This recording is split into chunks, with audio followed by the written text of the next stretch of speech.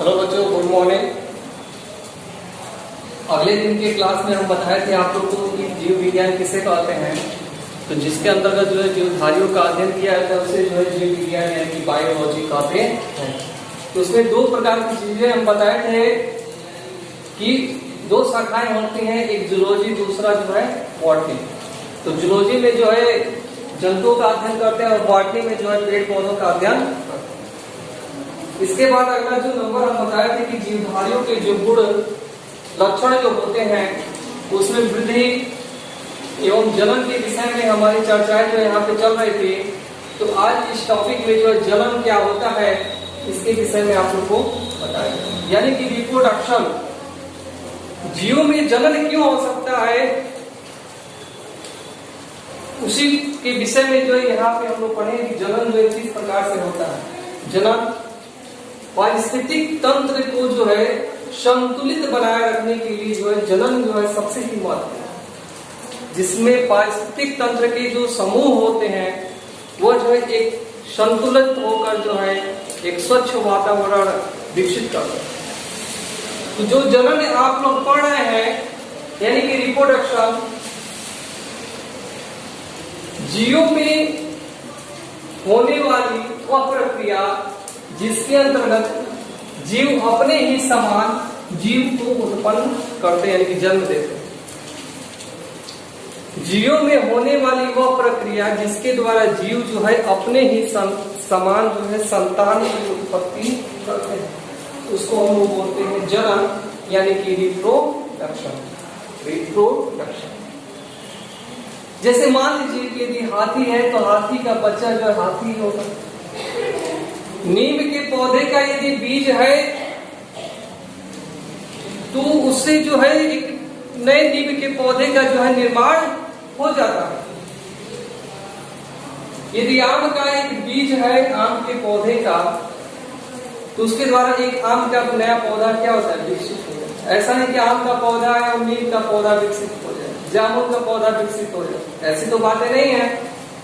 जिस चीज का बीज होता है सेम वैसे ही जो है पौधे का जो है निर्माण होता है। और जो इस वातावरण में चीजें हमें दिखाई देती हैं वह जनन पे जो है आधारित है। जैसे मान लीजिए कि हम लोग का जन्म हुआ, हम लोग भी 60-70 साल जिंदा रहेंगे, 100 साल जिंदा रहेंगे, उसके बाद नई पीढ़ियां आएंगी, एक क्रमशः जो है चलता रहता है। जनन की प्रोसेस जो है हमेशा चलती रहती है और एक नए पारिस्थितिक तंत्र का जो है निर्माण करती रहती है। तो जनन के द्वारा जो है नए संतान का उत्पत्ति होना, उसी के समान जीव की उत्पत्ति होना जो है जनन यानी कि रिप्रोडक्शन कहलाता है। जनन देखिए बच्चों दो प्रकार का होता है। पहला जो होता है अलैंगिक जनन और दूसरा जो होता है लैंगिक जनन। अलैंगिक जनन को जो है सेक्सुअल रिप्रोडक्शन और जो लैंगिक जनन होता है उसे सेक्सुअल रिप्रोडक्शन।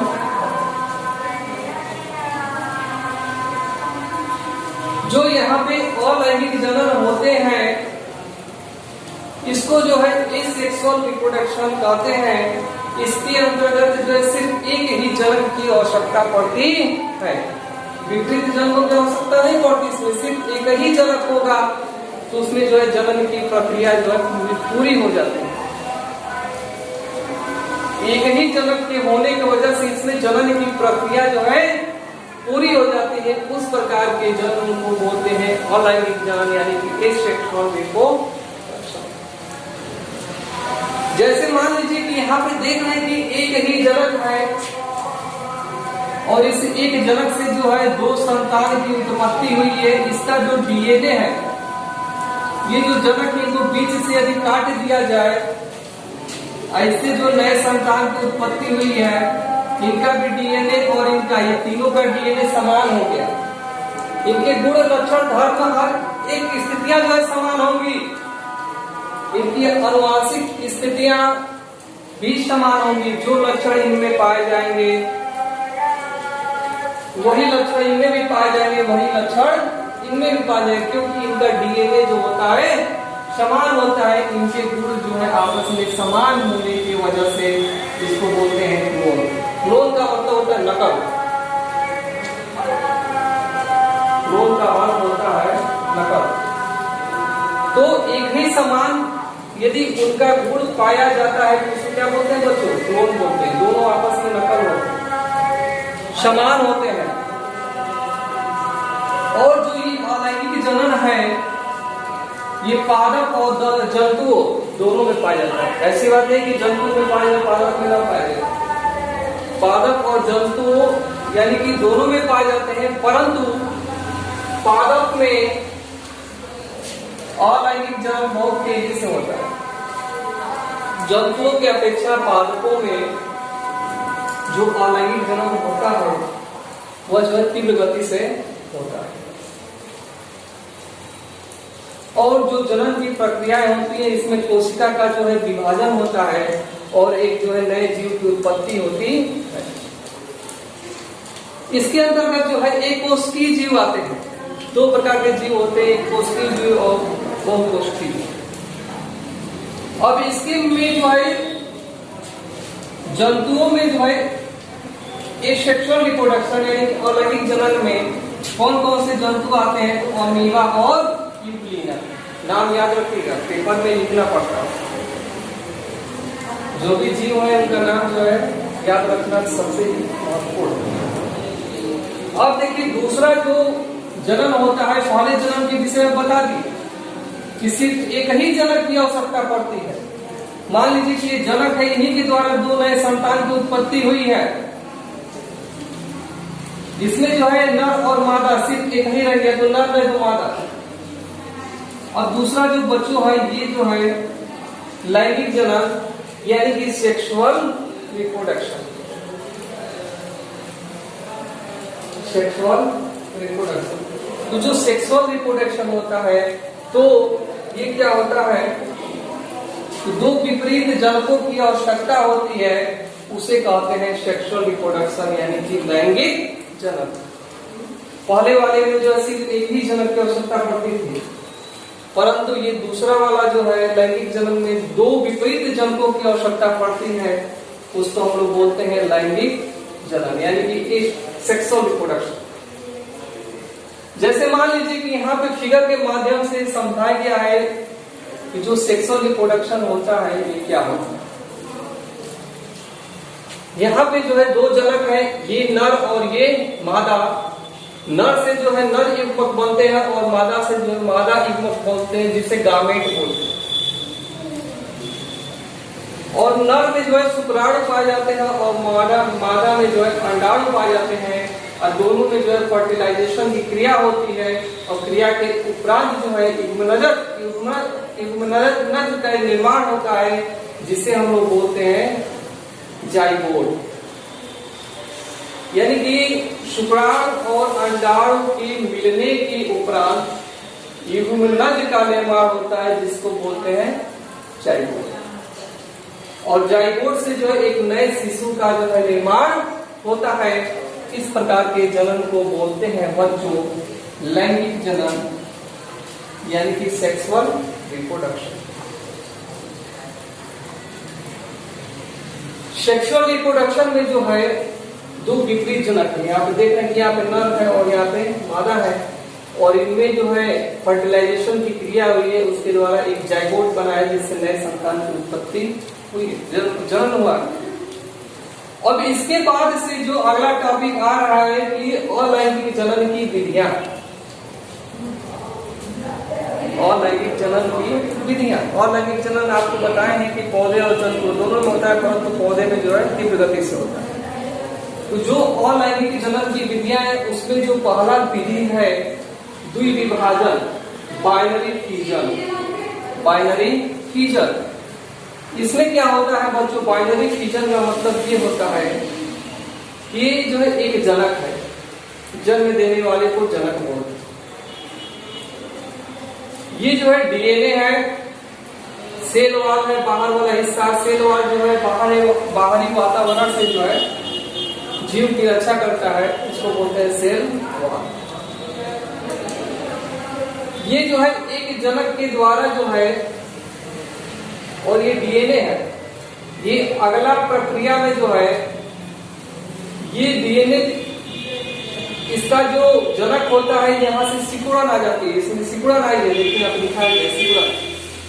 और सिकुड़न के बाद से थर्ड स्टेप में जो है दोनों आपस में धीरे धीरे यहाँ पे विभाजित हो गए, दोनों का डीएनए आपस में अलग हो गया है, सिर्फ ये वाला हिस्सा जुड़ा हुआ है।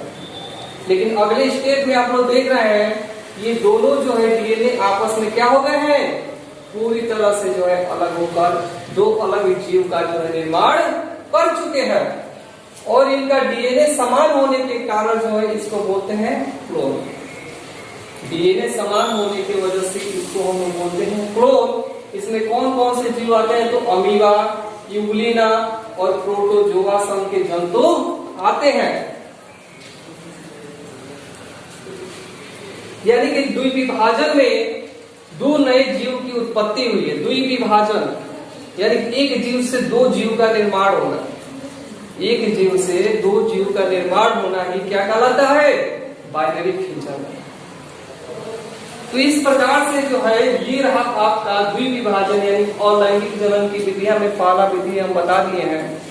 वैसे तो इसको पढ़ाना चाहिए क्लास 12 में यानी 12 में, लेकिन कुछ पोर्शन दिया हुआ था तो सोचे कि इसमें जो है बता दिया जाए कुछ हिस्सा। तो आज की इस क्लास में जो है जनन के विषय में बताए हैं, जीवों में होने वाली वो प्रक्रिया जिसके अंतर्गत जो है एक नए जीव का निर्माण होता है, सिर्फ उसी के समान दो विधियां होती हैं, अलैंगिक जनन और दूसरा जो होता है लैंगिक जनन। तो जो अलैंगिक जनन यानी कि सेक्सुअल रिप्रोडक्शन होता है, सिर्फ एक ही जनन की आवश्यकता पड़ती है और इनके गुण धर्म समान होने की वजह से इसको क्या बोलते हैं, क्लोन। इसमें कौन कौन से जीव आते हैं, तो अमीबा है और यूग्लिना है। और जो ये सेक्सुअल रिप्रोडक्शन जो है प्लांट यानी पौधों में जो है तीव्र गति से पाया जाता है जीवों के अपेक्षा। और ये जो है लैंगिक जनन दो विपरीत जनकों की आवश्यकता पड़ती है, इसको बोलते हैं सेक्सुअल रिप्रोडक्शन। यहाँ पे आप लोग को चित्र के माध्यम से दिखाया कि नर है, ये मादा है, दो विपरीत जनक है। नर को बोलते हैं नर युग्मक, मादा को बोलते हैं मादा युग्मक, जिसको बोलते हैं गामेट। नर में जो है शुक्राणु, मादा में अंडाणु, दोनों का फर्टिलाइजेशन की क्रिया होने के उपरांत युग्मनज का निर्माण होता है, जिसको बोलते हैं जाइगोट। और जाइगोट से जो है एक नए संतान की उत्पत्ति हुई है, जिसको हम बोलते हैं लैंगिक जनन यानी कि सेक्सुअल रिप्रोडक्शन। और अलैंगिक जनन की विधियां बताए हैं कि द्विविभाजन, इसमें एक जीव है, एक ही जनक है और इनका डीएनए जो है यहाँ से दो जीव का जो है दो विपरीत दो अलग अलग जीव जो है इसमें बन गए हैं, परंतु दोनों का डीएनए जो है समान होने की वजह से इसको बोलते हैं क्लोन। यानी कि इनका गुण धर्म जो है आपस में क्या होता है, समान होता है। दोनों एक ही तो है, एक ही जनक के हैं, इसीलिए इनका गुण धर्म समान है, इसीलिए इसको बोलते हैं क्लोन। तो इस प्रकार से जो है आज आप लोग को रिप्रोडक्शन के विषय में थोड़ी सी जानकारी दी गई है, इसको आप लोग रिवाइज करते रहिएगा। नेक्स्ट क्लास में जो है आगे की जो चीजें बची हुई हैं उसको हम बताएंगे। तब तक के लिए धन्यवाद।